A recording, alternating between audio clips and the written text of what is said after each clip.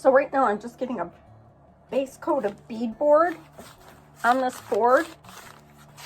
And I'm going to go in different directions, kind of like hatch marks. Because I don't want it to be smooth. I want it to have texture.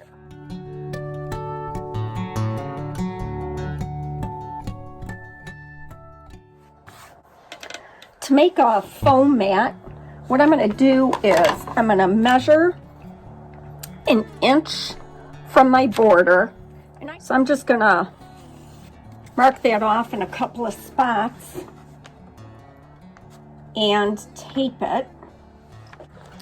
So I'm going to run my tape, and this is just, I think, 1 inch tape. And I'm going to run it inside that line because I want that full border. So I'm going to run the tape all the way around,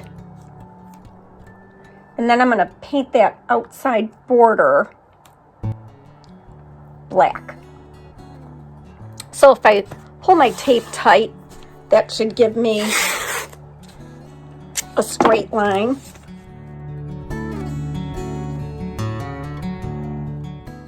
And I'm going to put my T right in the corner along both edges of the tape, making sure it's straight. And then I'm going to take my razor knife and I'm going to cut the tape square. Put it on the inside. This allows you to take really inexpensive wood for your projects and not compromise on how good that your artwork looks. So I'm going to do that in all 4 corners.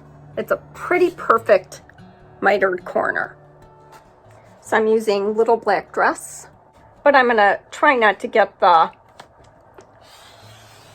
paint under the tape